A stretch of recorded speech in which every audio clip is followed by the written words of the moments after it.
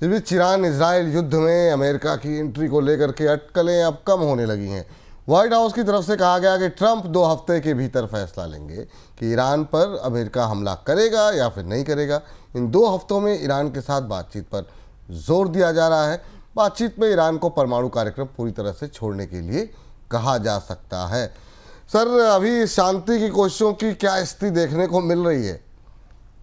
विपुल जी, बाजार थोड़ा राहत देता दिखाई दिया। आज बाजार को ये राहत मिली थी। सुबह हम लोगों ने उंगलियों पर दुनिया में ये संकेत भी दिया था। 2 तरह से शांति की कोशिशें शुरू हुई। कल हमने अपनी चर्चा में कहा था कि अमेरिकी राष्ट्रपति के लिए ईरान पर सीधी कार्रवाई करना आसान नहीं होगा, क्योंकि अमेरिकी जनता का जो सेंटिमेंट है वो अमेरिका को किसी युद्ध में शामिल होने के देने के पक्ष में नहीं है। और रिपब्लिकन सांसदों के बीच में भी इस पर मतभेद हैं, जैसा कि अमेरिकी मीडिया में और बाकी जगह प्रकाशित खबरों से पता चला था। और वैसा ही हुआ।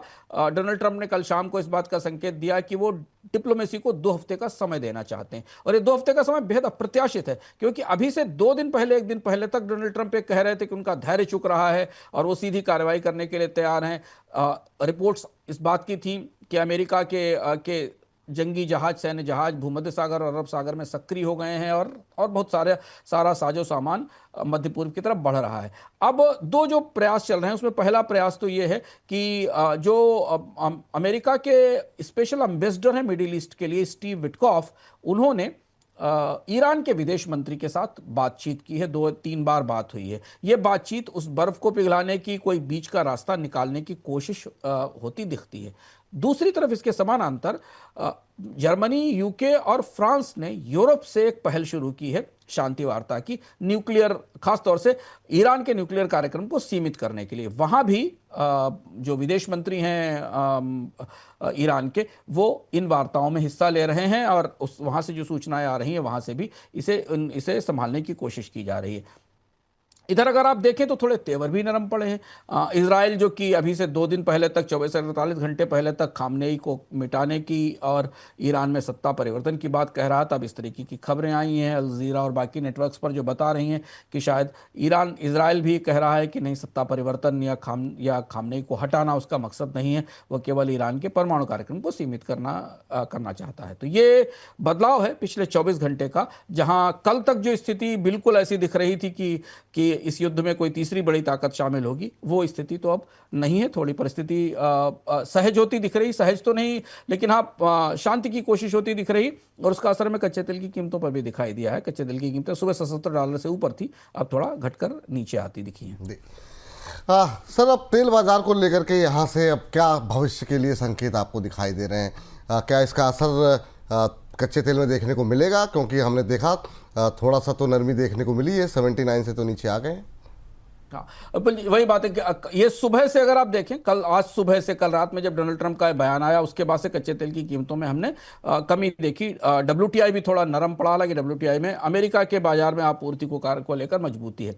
अभी भी युद्ध तो समाप्त नहीं हुआ है, हमले भी जारी हैं। सुबह तक हमले हुए हैं इजराइल और ईरान के बीच में। एनर्जी इंस्टॉलेशंस पे भी निशाना बनाया गया है। तो जंग तो खत्म नहीं हुई है, लेकिन हाँ, जंग को रोकने की कोशिशें जरूर शुरू हो गई हैं कि किसी तरह से खत्म कराया जा सके। कच्चा तेल का बाजार, क्रूड ऑयल का बाजार बिल्कुल एज पर है। बाजार में सप्लाई की कमी नहीं है, आपूर्ति बहुत ज्यादा है, क्योंकि सामान्य परिस्थिति में तो कच्चे तेल को इस समय $60 के आसपास होना चाहिए था, क्योंकि ओपेक ने अपने उत्पादन में बढ़ोतरी कर दी थी, ईरान का तेल बाजार में आ रहा था। और आज भी इस परिस्थिति में, जबकि ईरान और इजराइल एक दूसरे पर हमला कर रहे हैं, ईरान के तेल की आपूर्ति बाजार में बनी हुई है और वो तेल बाजार में पहुंच रहा है। तो ऐसी स्थिति में आपूर्ति की तरफ से कच्चे तेल में कीमतें बढ़ने का कोई दबाव नहीं है, बल्कि एक किस्म से ओवर सप्लाई है। हाँ, अगर कुछ प्रमुख रास्तों पर, खासतौर से जो होर्मुज स्ट्रेट्स है, जिसको सबसे ज्यादा संवेदनशील माना जा रहा है, वहां कोई गतिविधियां होती हैं, इसके का खतरा था विपुल जी कल तक। अगर अमेरिका की तरफ से कोई कार्रवाई होती तो शायद होर्मुज स्ट्रेट रिस्क में आ सकती थी, लेकिन अब कोई कार्रवाई नहीं है ईरान पर, तो अभी कच्चे तेल के बाजार में उतार चढ़ाव, अनिश्चितता तो बनी रहेगी, एज पर रहेगा। लेकिन जो बात गोल्डमैन सैक्स जैसी एजेंसियां 2 दिन पहले कह रही थी कि $90 और $100 के आसपास पहुंच जाएगा, वो परिस्थिति अभी फिलहाल तो, मतलब आज तक तो बनती नहीं दिखाई दे रही। पर ये जंग है, रात में, कल सुबह कुछ भी हो सकता है जी। सर, बात तो आपकी सही है, लेकिन इन सबके बीच में अगर हम इसको बाजार के परिप्रेक्ष्य में देखें तो कैसे देख रहे हैं? क्योंकि आखिरी के 15 मिनट में बाजार तो तेज़ी सुबह से दिखा रहा था, लेकिन जिस तरह की रिकवरी देखने को मिली है, करीब 1.25% ऊपर जो है वो निफ्टी बंद होता हुआ दिखाई दिया, 25,100 के ऊपर जो है क्लोजिंग आती हुई दिखाई दी है। क्या ये इस बात के संकेत हैं कि चीज़ें बेहतर दिशा में जा रही हैं, या फिर आपको लगता है कि जिस तरीके से स्टेटमेंट चेंज होते हैं ट्रम्प साहब के, ये सोमवार तक कुछ हो सकता है चीज़ें बदल भी जाएं? विपुल जी, हम लोग जो कूटनीतिक और जो स्ट्रेटेजिक इश्यूज हैं वो तो सामने खुली किताब की तरह कि ईरान और इजराइल के बीच में इस क्षेत्र में आधिपत्य की जंग है। हालांकि दोनों ने एक दूसरे का बड़ा नुकसान किया है और इजराइल लंबे समय से युद्ध में है। तो अगर आप बराबरी देखें तो इजराइल के पास ईरान के परमाणु संयंत्रों को ध्वस्त करने लायक सैन्य क्षमता उपलब्ध नहीं है, जबकि इजराइल 2 साल से एक लंबे युद्ध में है, मिलिशिया के साथ प्रॉक्सी वार में है। तो इजराइल की अर्थव्यवस्था और इजराइल की सैन्य सामान क्षमता की एक सीमा है। इसके बाद भी इजराइल इस जंग को करेगा, जबकि ईरान लंबे समय से प्रतिबंध में है और शायद जैसा अंतर्राष्ट्रीय स्तर पर बताया जा रहा है, ईरान ने उसकी तैयारी भी लंबे समय से की थी। इस परिस्थिति के बीच में अगर आप इसे विशुद्ध आर्थिक नजरिए से देखें और सारी चीजों को घुमाकर एक जगह लाने की कोशिश करें, तो जंग रुकने की या जंग आगे ना बढ़ने की सबसे बड़ी संभावना क्या है? सबसे बड़ी संभावना यह है कि कच्चे तेल की कीमत नहीं बढ़नी चाहिए, क्योंकि क्रूड केवल हमारे भारत या चीन के लिए महंगा नहीं हो रहा है। क्रूड तो WTI भी $75 से ऊपर पहुंच गया है, $76 के आसपास है अमेरिका का क्रूड भी। और अमेरिका में डोनाल्ड ट्रंप किसी तरह से ये नहीं चाहेंगे कि अमेरिका में महंगाई की एक और नई लहर और नया दौर आए, क्योंकि वैसे भी वो कह रहे हैं कि महंगाई नहीं है और अमेरिका में ब्याज दरें घटाई जानी चाहिए। तो इस युद्ध को रुकवाना, इस युद्ध को संतुलित कराना या इसे बंद कराना डोनाल्ड ट्रंप की आर्थिक मजबूरी भी है, अमेरिका की आर्थिक मजबूरी भी है। क्योंकि अमेरिका में अगर तेल की कीमतें इस तरह से बढ़ती रहेंगी तो फिर अमेरिका में मंदी और महंगाई और स्टैग्फ्लेशन आने से कोई नहीं रोक सकता है। लगभग 1973 जैसी स्थिति, याम की पुरवार जैसी स्थिति बनती दिखाई देगी। यूरोप की अर्थव्यवस्थाओं में भी महंगाई बढ़ी हुई है, उनके लिए भी कच्चे तेल और गैस की कीमतें जरूरी हैं। तो वो जो तेल जो इस पूरी लड़ाई के केंद्र में है और सबसे महत्वपूर्ण है, वही शायद बाजारों को इस बात का संकेत दे रहा है कि दुनिया की कोई भी अर्थव्यवस्था इस समय महंगे कच्चे तेल का, एक सीमा से अधिक महंगे कच्चे तेल का बोझ उठाने के लिए की स्थिति में नहीं है। और दूसरा जो बड़ा खतरा नाभिकीय युद्ध का है, क्योंकि ईरान के पास न्यूक्लियर पावर है और इजराइल के पास भी परोक्ष रूप से ऐसी क्षमताएं हैं, तो वो खतरा भी मौजूद है। तो इसलिए ये जो कोशिशें शुरू हुई, शायद उन्हीं से को बाजार ने आज अपने आखिरी 10-15 मिनट में समझने की कोशिश की होगी।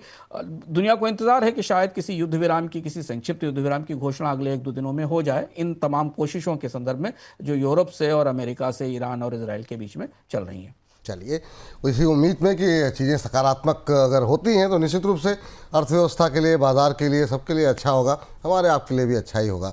देखते हैं वीकेंड पे किस तरह के डेवलपमेंट होते हैं, और अगर कोई बड़ा डेवलपमेंट होगा तो आपको हम अपनी वेबसाइट के माध्यम से, अपने सोशल मीडिया हैंडल्स के माध्यम से आपको सूचित करते रहेंगे। अंशुमान सर, बहुत बहुत शुक्रिया, धन्यवाद आज की इस चर्चा के लिए।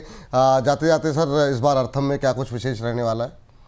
बहुत बहुत धन्यवाद विपुल जी। अर्थम इस बार आपको ईरान और इजराइल की जंग के बीच में ले चलेगा, और हम आपको ये बताने की कोशिश करेंगे कि दुनिया में कुछ ही लड़ाइयाँ ऐसी होती हैं, कुछ ही ऐसी शत्रुताएं होती हैं जो इतनी बड़ी और इतनी भीषण होती हैं। ये जंग लंबी क्यों चल सकती है, इसके समाधान निकलने में क्या समय लगेगा, क्यों दुनिया के प्रमुख तेल कॉरिडोर के सर पर खड़ी ये जंग किसको किसको प्रभावित कर रही है, और किस तरीके की क्षमताएं और क्या अभूतपूर्व हो रहा है। मध्य पूर्व के पास टकराव का, कन्फ्लिक्ट का युद्धों का एक बड़ा पुराना इतिहास है, पर यह सबसे अनोखा और सबसे कई युद्धों का युद्ध है, और इसलिए दुनिया की ताकतें भी हिचक कर इस मामले में हाथ डाल रही हैं। इस बार विस्तार से समझिए कि क्या हो रहा है, क्यों ऐसा हो रहा है, और आने वाले समय में क्या हो सकता है, और खास तौर पर कच्चे तेल की महंगाई और कच्चे तेल और गैस को लेकर, जो कि दुनिया की ऊर्जा सुरक्षा व्यवस्था की रीढ़ है। पर इस युद्ध ने यह साबित किया है कि दुनिया की ऊर्जा सुरक्षा कितनी फ्रेजाइल, कितनी कमजोर है, कितनी नाजुक है।